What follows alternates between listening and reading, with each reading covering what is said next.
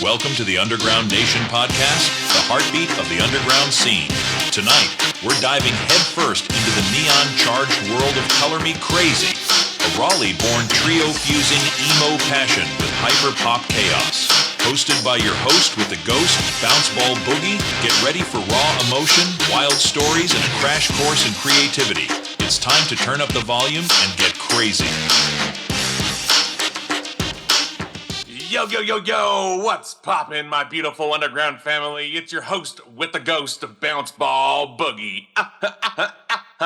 And you tuned in to another wild ride inside the Underground Nation podcast, where we shine light on the movers and shakers rising up from below the surface. Tonight, I've got a special treat for y'all. A band that's taken heartbreak, chaos, and pure emotion and painting it in neon colors. Straight out of Raleigh, North Carolina, we're talking about the sonic storm known as ColorMeKrazy.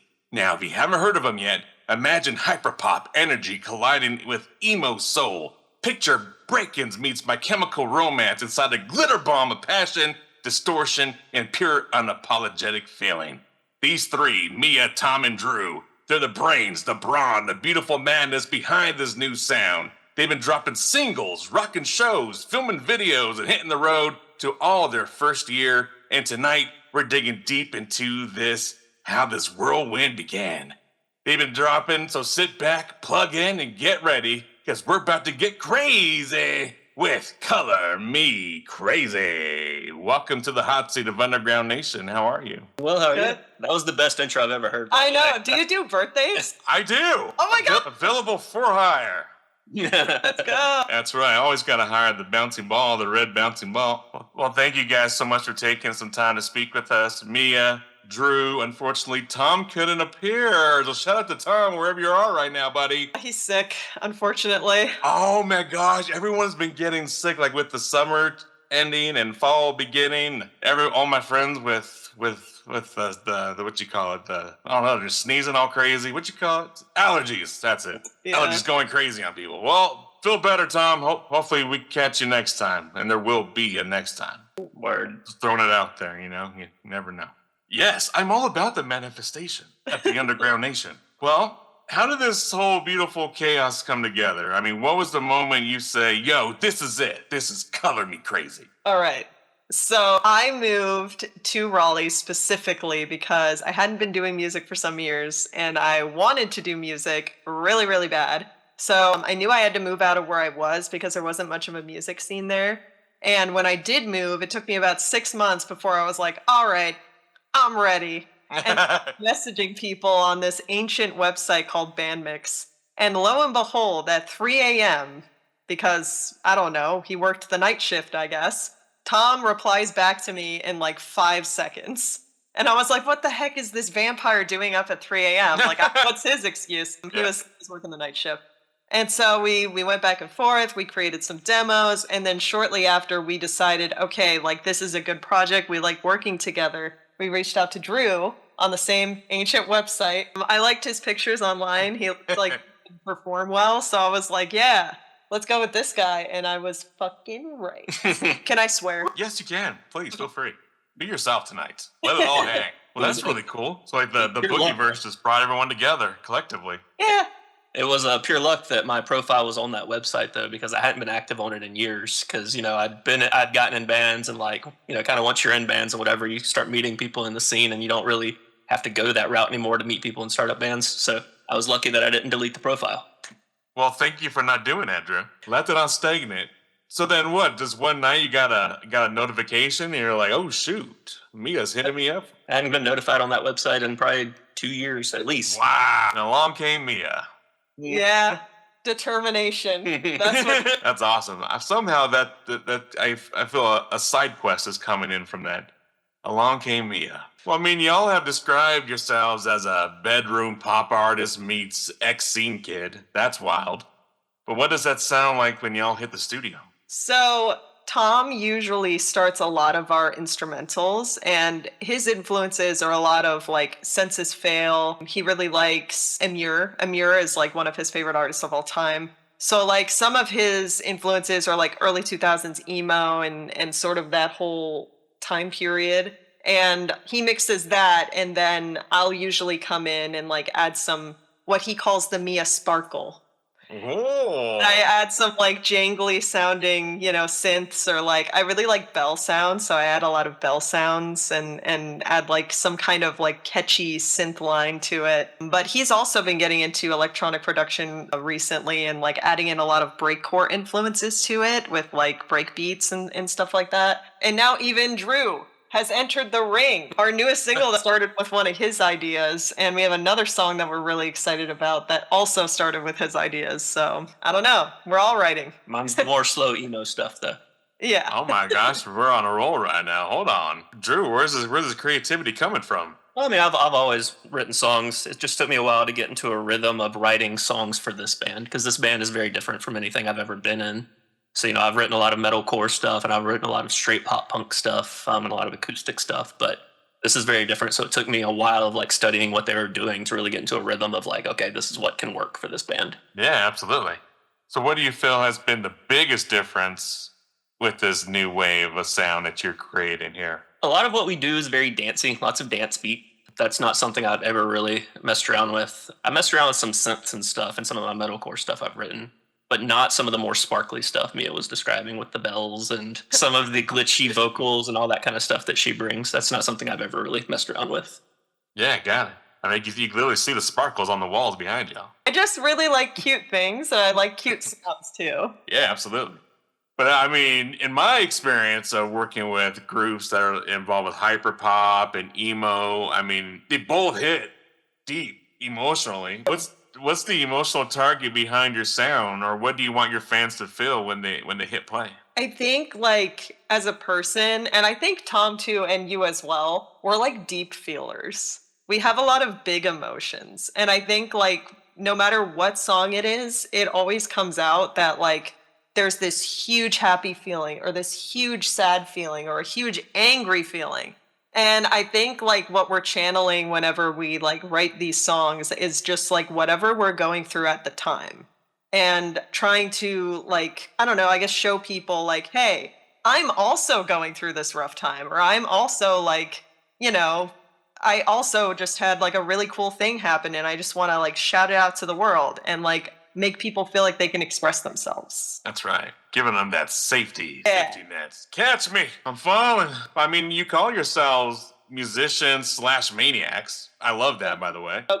What's been the most chaotic, hilarious, or unpredictable story from your first year as a band? Our very first music video we shot was at my house, and I ended up with a giant hole in my wall. That was kind of perfect. Yeah, our drummer at the time, we had like balloons all over the floor for like the music video. And he tripped over one, and his butt print just got into Drew's wall. It was oh my gosh. Butt print. You could see the two cheeks. Yeah. Yeah. Just two perfect cheeks, round cheeks into the wall. But luckily, he came over and he patched the wall for him, so. Thank you for coming over and fixing that. Actually, no, he didn't fix that. Oh, did he not? No! No, Shanna fixed that. Oh, okay. Shanna's our merch girl / photographer. Whoop, whoop, Shanna. How dare he just leave it up to Shanna? I know. What the heck? He should have fixed that himself. She's better at that kind of stuff than I am. He was probably really embarrassed because his cheeks are permanently stuck in your wall. You can probably still see the outline of it right now if you look close enough. It's not perfect. You know where you're looking. You can find it. You should have probably framed it, and then it would. Should have. Yeah. Here lies the cheeks of our ex-drummer. That's an Underground Nation exclusive. I don't think we've ever told that story to anybody. So. Oh, the alarms. If you guys want the picture, I've still got it. We would. I totally would share the picture. So Raleigh's got a growing scene. How has the local community responded to the ColorMeKrazy movement? I mean, we've had several people who have like followed us to different shows that we've done like in North Carolina. So recently we played in Charlotte for the second time, and we had a fan like drive out all the way from, I think, Wake Forest just to see us. And so we were able to like sign his CD for him, and also like we gave him like some free stuff, like a free grab bag of some goodies that we had. But yeah, I was like, no, because that's a long way. How long do you think it was? It was like 3 hours, yeah, in both ways, and it was a late show. So I was honestly like incredulous that someone like followed us that far. And they'd also just seen us like a few weeks before in Raleigh. Yeah. I decided to come on. To the Raleigh show too that we have next month. So like they're dedicated. Absolutely. I could barely get down the street in 10 minutes when I'm supposed to be there in time. Look at them driving 3 hours to be there on time and get back home and then probably go to work the next day like a champ. Yeah. That's dedication. Super fans are emerging.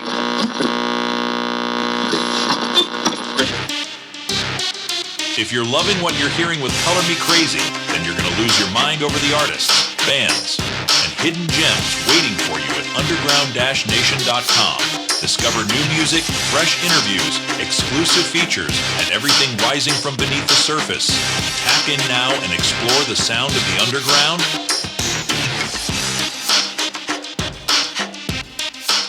So let's dive into the sauce. Mia, you handle vocals and production. That's a heavy dual role. How do you balance being vulnerable while still keeping that high energy digital chaos of hyperpop alive? I mean, I think that's a really good question. When I sit down to write vocals, my main goal with it is to make sure that I write a catchy melody. And so a lot of times what I will do is I'll write the melody first, and then I'll go back through like different lyrics that because I write poems all the time.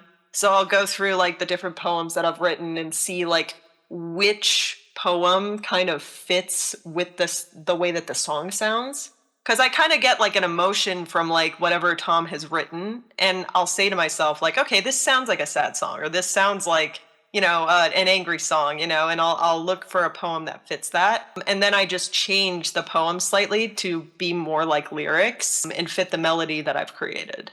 So that's kind of like the way that I do it. Incredible.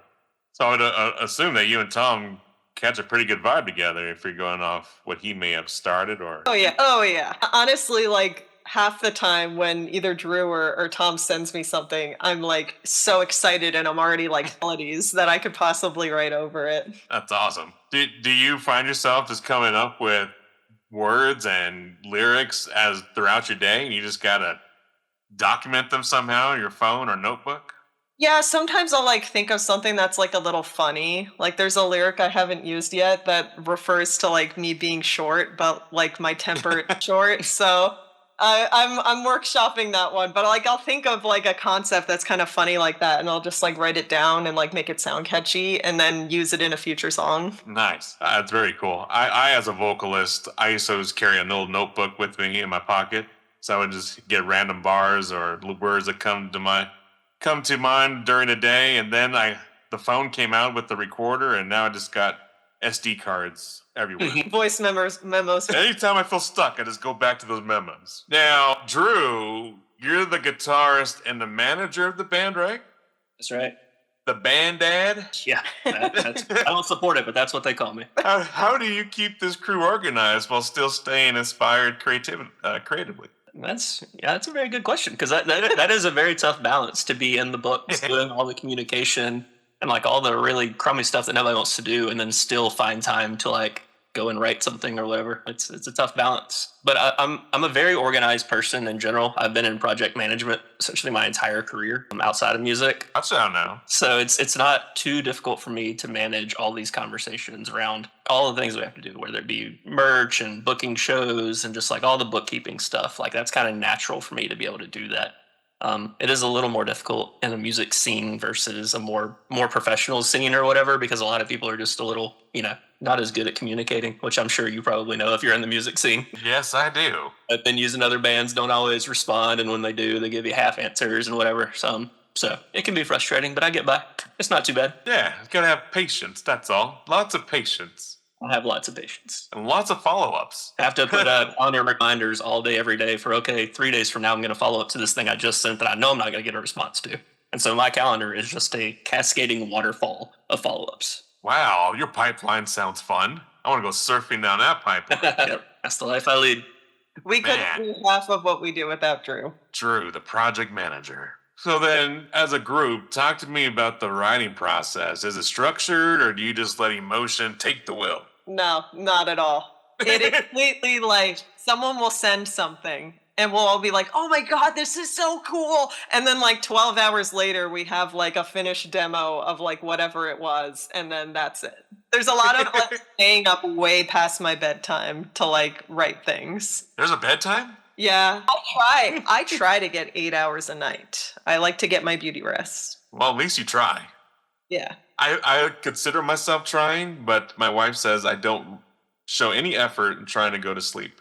There's been many times where I just fall asleep here on my desk. Damn. I'm like, if you had your own recording studio / office in your room, you'd probably do the same. I'm a bit obsessed. Not obsessed. It's just fun. I don't know. Yeah. I don't. If when your work is fun, it doesn't feel like work at all. Exactly. It's true. Like I'm working right now. Doesn't feel like work at all. Having a cool, good time with an awesome band. Hell yeah. And that contrast, when I was listening, man, dark lyrics and bright production, is that intentional? All right, Underground fam, it's time to turn the volume all the way up. You've been vibing with ColorMeKrazy. Now we're dropping one of their most emotionally charged tracks. Get ready for glitch, grit, and pure chaos wrapped in melody. This is ColorMeKrazy with Bittersweet. Let's go. If this is as far as we can go, I'm glad we met and put on a real great show. At the start it was like I couldn't sleep. It was all I could ever want it to be. But still my heart wanted more. In all this time, through all these different lines, I sent out a letter, but my dreams at the center. For the first time in a long time, I feel like my future could be so sweet. Come so far, but it's never enough.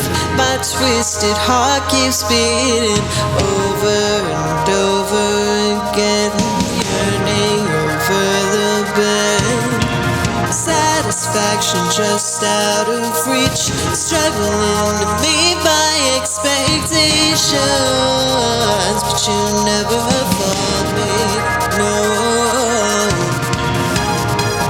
In all this time, through all these different lines, I brought you a picture, and you made it better.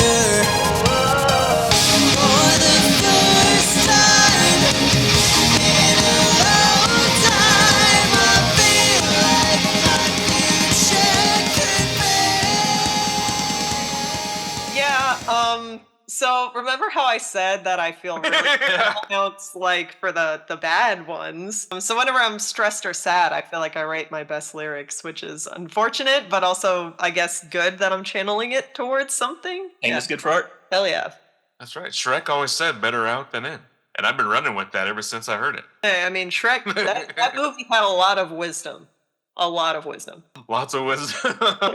and just like that, you've done a lot in just a year. An EP, you mentioned the videos, bashing the walls in with butt cheeks, going on tour. What's been the biggest, we're really doing this moment so far? I'll let you answer this one. I mean, there's been a few. I mean, recently we've had a couple TikTok videos kind of take off and like get us a little bit of traction. You know, we gained 25%. Or no, I'm sorry, 45% on our TikTok following over the last 8 weeks based on 2 videos really catching on. So that, makes us feel like, okay, we're doing something right. People are into it. They're listening. They're interested. Yeah. And then we've, getting invited on to shows out of town with like touring bands. Like several weeks ago, we got invited on to open for Arcadia Gray, Leisure Hour, and Mint Green in Charlotte, which is not our hometown. It's, 2.5 hours away. That makes us feel like, we're doing something right. I'd say those are the 2 big ones for me right now. Those are both recent memory in the last 8 weeks, but it does feel like we turned a corner this summer where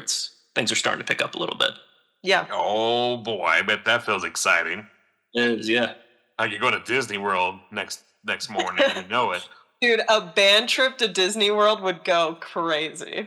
Yeah, I love roller coasters. Hey, I want to go. Have lots of content of me screaming in fear and you screaming in enjoyment.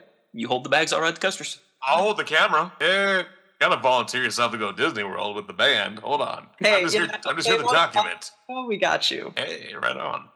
It's recorded. Remember, recording this. So what's been the hardest lesson learned as independent artists trying to juggle creation, marketing, and survival? For me, at least, it's been no one's journey is yours. So like, I think it's normal to like look at other bands and like look at the way that they've come up and like, you know, try to glean ideas of like, oh, how can I be successful? Especially since there's no like one playbook in this world that works for everyone. But I think like this year, especially, like I think I have gone from being like, okay, this is what this person did and it worked for them, to, okay, I know what we uniquely bring to the table. How can I show that to more people? And I think that's been way more successful in terms of like getting people to actually pay attention to us. And also like just, you know, being patient with the process. Because I think this huge payoff that we had recently with the 2 TikTok videos that went pretty crazy,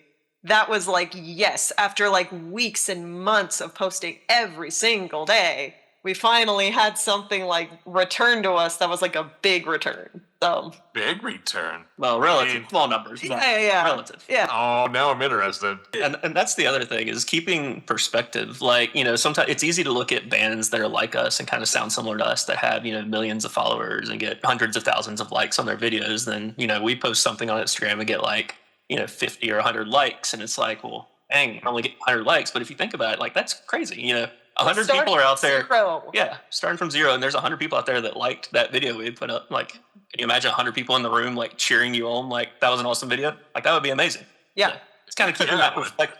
Yeah.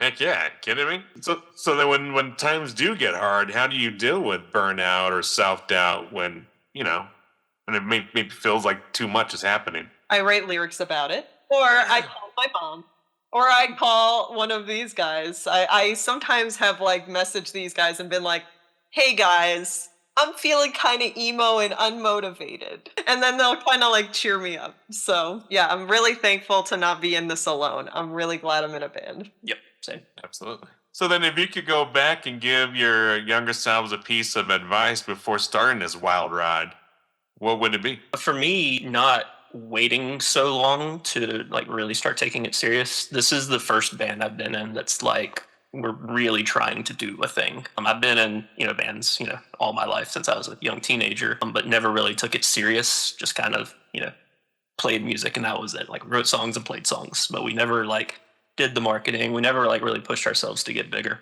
So I wish I could go back, you know, 15 years or so ago and be like, you know, do the thing.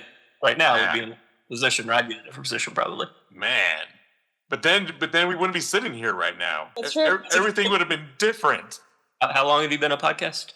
How many years? 9 years ago. I would have been doing the thing 9 years ago. Man, that's wild. Well, so then you're kind of in it for all the wrong reasons, and now you found purpose. Yeah, I suppose. I don't know if I'd say the wrong reasons before, but just like, you know, not trying to make a career or at least a part of a career out of it, you know. Or believing in it. Yeah, I guess that's probably the real thing, is not truly believing that it had the chance to do it. But now, like, working with people that kind of have the same vision, it seems like, okay, well, this could actually work. Yeah, absolutely. Absolutely. As independent artists funding everything yourselves, from videos, travel, marketing, what's been the biggest financial obstacle so far as a group? Lack of money.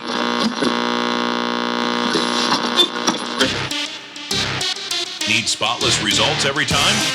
Call Flawless Cleaning Professionals, Denver's trusted cleaning team for homes, offices, and construction sites. From deep cleans to final touches, they make every space shine with perfection. Reliable, affordable, flawless. Serving Denver and surrounding areas. Book your free quote today.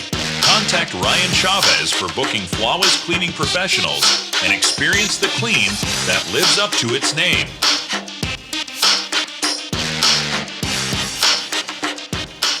Yeah, we're broke. No, I think, at least for me, it was like the equipment expense.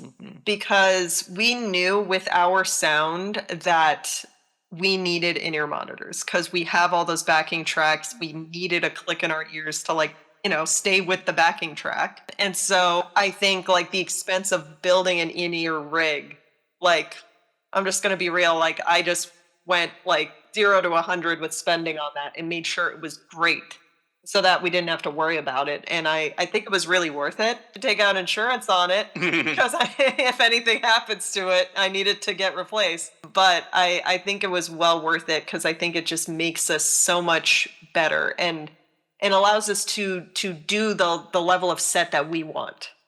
But also we're as like DIY as you can possibly be. We've done, Mia and her husband have done all of our music videos, of which we've done 7 now? Yeah. 7 or 8 of them. They What? direct them, Sato shoots them, she edits them. We do all that in-house. It cost us essentially $0. We've rented a couple spaces a couple times where we've spent a little bit on the venue. Because we had a vision. Yeah, very specific. And then as far as our mixing and master, like we do all that in-house. We do all of our own tracking, all of our own mixing. Yeah, so we are about as DIY as you can possibly be. What? Me and your husband, you two are directing, writing the stories out for the videos and planning the shots and all that cool stuff. Then you do the edits? I am doing the edits. See, it's funny because before I was in this band, I did YouTube for about a year. And you can find that from my Twitter. But yeah, I learned how to like use Premiere and all of that. And so when we started this, I was like, I'll just edit it myself. And so, I looked at and figured it out, and now we're here. So look at you using your YouTuber skills. Yeah. That's dope. Well, I just say that's really dope because the videos that I saw were pretty fun. I mean, I have to like humble myself and say that half of that, probably more than half that credit is because I think, that's my opinion. I think my husband gets really good shots. Yeah, it makes it easy. Makes editing easy. Exactly. Yeah. That's awesome. Wow. You can watch the progression of our music videos. If you start with Losing My Head and go all the way to Stupid in Love, the most recent one, like they all get significantly better each one. Like they just keep getting better at what they do. So I'm very excited moving forward. We're shooting another one in a few weeks, so we are very excited to see what that turns out like. Oh my gosh, how hype is that? Dude, whoop whoop to Mia's husband. Yeah. And so you said you do it yourself and mixing and mastering. Is that where Tom comes in with the engineering? Yes, he mixes. Man, what a team y'all have got, man. Look at me, I'm putting it all together. And I was like seeing it in my mind. I'm like, wow.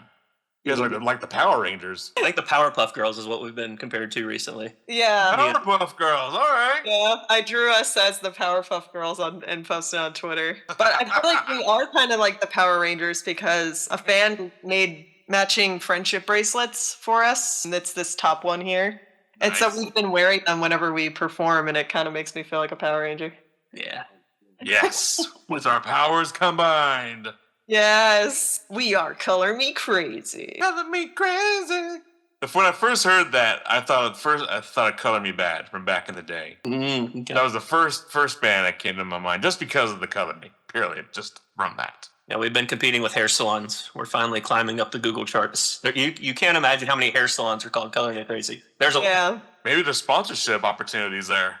Oh man, that's what we're thinking. Free haircut. I bet. Oh yeah. Oh yeah. Oh man. Think about the money saver that could be. Hell yeah. So then, looking back on your journey, what's the moment that made you the most grateful to be doing this together? I mean, honestly, every show we play, whenever we walk off stage, I am more and more grateful every time. Because I live, like, the reason I am willing to do all the spreadsheets and send all the emails and do all the band management stuff, all that stuff sucks. Nobody wants to do any of it. The reason I do it all is for those 25 to 30 minutes that we get to do every month or every 4 to 6 weeks or whatever, where we get on stage and play. So every time I just finish doing that and I'm on that high and I step off stage, that's when I'm the most grateful. Absolutely. I'd have to agree with that. I think that's what we're doing it for. Absolutely. Very cool. May I ask what's a failure or a setback that ended up teaching you something powerful about yourselves or your music? You know what I want to say, but I don't know if Drew's going to let me say it. You say whatever you want. Okay. Time to crank it up again. ColorMeKrazy is back with another explosive track straight from the heart. This one's messy, emotional, and impossible not to scream along to. Brace yourself for the chaos, the charm, and the feels. This is ColorMeKrazy with Stupid in Love. Let it hit you.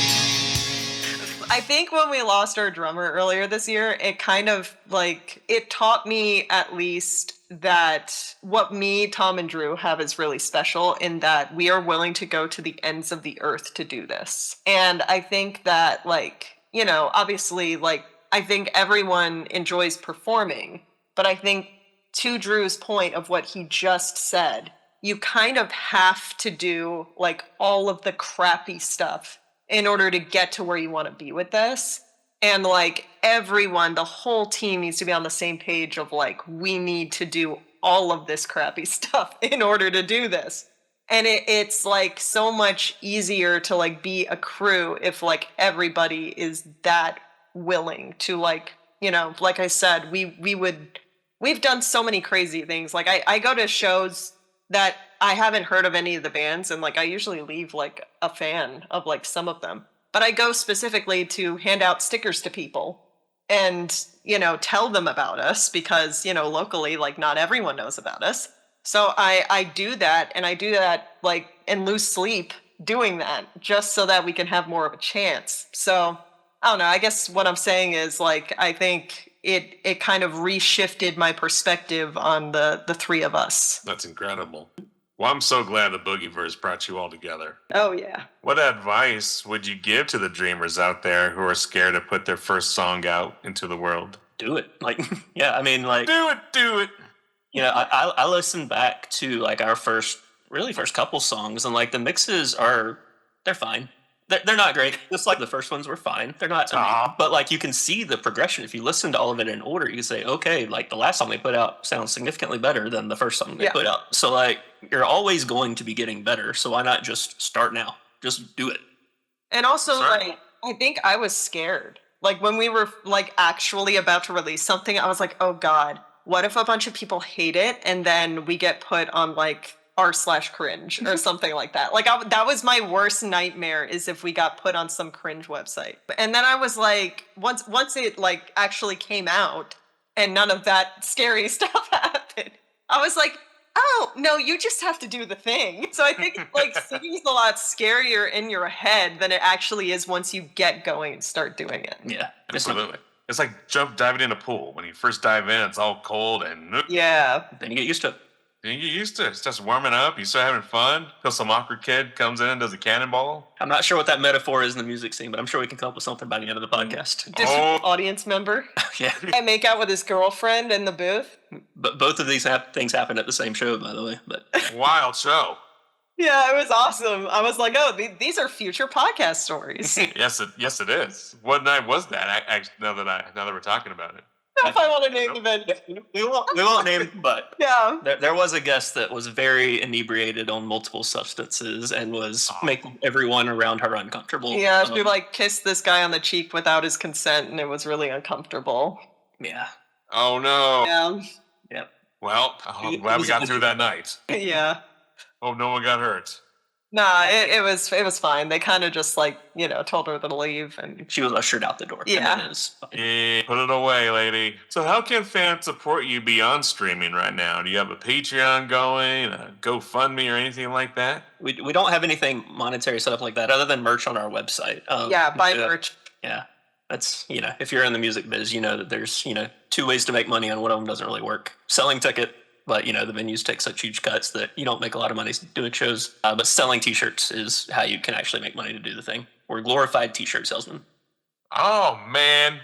We look at when we buy a T-shirt from a band. I mean, yeah, the shirt is cool, but we're really buying a memory of that night. And every time I put it on, I remember that night. Mm-hmm. Shit went crazy when ColorMeKrazy came on. And my band T-shirt collection is unwieldy. My closet is full of nothing but band T-shirts. It's actually out of hand. I've had to slow down this year because I'm out of room. You're out of room? I'm out of room. Well, if you need to donate some, I'll give you an address you can send them to. Yeah, actually, I'm getting rid of any. Oh, I'm not getting rid of any. They won't. I'm gonna raid his closet. You very well could. Okay, I need to go borrow a T-shirt, buddy. I ran out of mine. You got 200 more you haven't even worn yet. Very cool.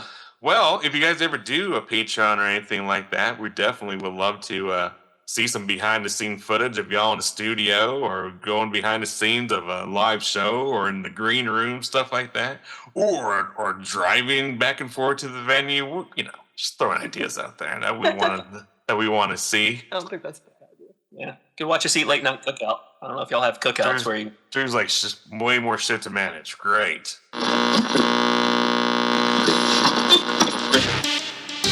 Need custom merch that makes your brand stand out? Smoke and Barrel Apparel has you covered. From screen printing and embroidery to promo gear for your next event, we bring your vision to life. Trusted by artists, businesses, and creators across the underground nation. Visit smokeandba.com today and gear up with style. Smoke and Barrel Apparel, wear your brand, live your grind. Proud sponsor of the Underground Nation podcast.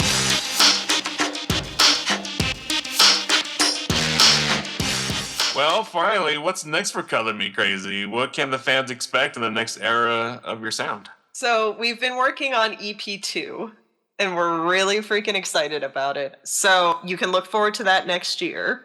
I can't really say anything more about that. In the near future, we have Bittersweet coming out on October 14th. So just a few more days until that's out. And we're really excited about that. And we're filming a music video for that a few days afterwards, which will be out probably early November. And then we are playing a show at Cannonball in Raleigh on November 14th. And it'll probably be our last Raleigh show for the year. So if you guys are in Raleigh, if anyone's watching this in Raleigh, it's your last chance to see us until next year. So please come. And then we're playing Charlotte again on November 22nd. And we're going to be at the Milestone. Hasn't officially been announced. Oh. That's okay. Well, we think that one's happening, but it's not 100%. 99%. Maybe cut that. Cut that. Just mention the Raleigh show. Well, maybe when this comes out. But what if by the time this actually comes out, it is a for sure thing? Yeah, that's true. You could put it in then. Put it in. Depends on what happens in the next couple of days when we follow up with each other. Yeah. Better make note of that one. Well, for the band that's underground right now, still in the garage, still trying to figure out their sound and trying to find bandmates to jive with, what would you say to that one artist that has a drive and passion and who is just stuck and trying to break out of the underground scene as y'all are? So the number one advice is just get active in your local scene. Like it's all the local scenes I'm aware of, they're all like pretty small and close knit. Like if you go to 10 local shows, you're going to recognize all the faces there. And you're going to start to become friends with them. And those are the people that are going to end up being in your band most of the time. They're going to be their friends because you're going to start building those connections. And that's how you get everything started. It's really tough going the band mix route like we did. It rarely works. And like finding people off Craigslist and Facebook and all that stuff, like those are generally people that aren't as serious. The real serious musicians that want to do a thing, they're out and they're active in the scene. And they're going to shows and they're playing shows. And like the really driven ones are in like 4 or 5 different bands. And so you'll start to get a feel for that. And those are the people that you want to get connected with and be friends with. And that's how you can start to break out of the garage and the basement and start playing shows. Also, like, if your area doesn't have a scene, relocate. It worked for me. Where'd you relocate from? Charlottesville, Virginia. You're like, it's not popping out here. I need a dance. Well, it's mostly like country, bluegrass, like just genres that are not me, so I had to like go to where like the punk shows and stuff like that were. Even now when we're booking shows in Virginia, it's like we've tried to like see like, oh, is there anyone in Charlottesville? It's so hard to find. Mm-hmm. So I feel like I did the right thing. Yeah, gotta follow your gut. Any Charlottesville bands are watching this, like reach out to me, Drew D. Hutchins on Instagram. I do the booking and we want to play in Charlottesville because it's Mia's hometown, but it hadn't worked out so far, so we need some connections. Man, you just wear many hats, don't you, Drew? Yeah, that's right. Got some cool hats with some cool shirts. Very cool. Well, Mia, Drew, any shout-outs, thank yous, or anything we may have forgot to promote, please take this time to shine. I mean, since Tom couldn't be here, shout out Tom. We wouldn't write nearly as catchy of songs without him, and he's definitely a valuable member. So, we love you. Absolutely. I gotta say, this conversation was everything. Big love and major respect to Mia and Drew, and yes, you too, Tom. Whoop whoop, wherever you are right now. The powerhouse trio behind ColorMeKrazy.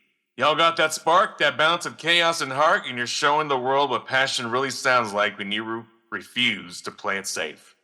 So make sure y'all go like, follow, and subscribe to ColorMeKrazy on all social and streaming platforms out there. Let's help them blow up the way they deserve to. And don't forget to visit underground-nation.com for everything moving and shaking underneath the ground. Subscribe to the Underground Nation podcast on your favorite platform. Leave us a review, take a screenshot so you could get a shout out on a future episode like I'm about to do right now. To Lotus Love, Ravenous Lore, Gwenna, thank you so much for your continuous support and being super fans of the Underground Nation podcast. I'm your host with the ghost, Bounce Ball Boogie, reminding y'all to stay loud, stay loyal, and as always, stay crazy. Thank you, ColorMeKrazy. Thank you. Thank you. That was another killer episode of the Underground Nation podcast with your host, with a ghost, Bounce Ball Boogie. Be sure to like, follow, and subscribe to our guests on all social and streaming platforms, and show your support for the Underground at underground-nation.com, where real music lives, loud and proud. Until next time, keep it raw, keep it heavy, and keep it underground.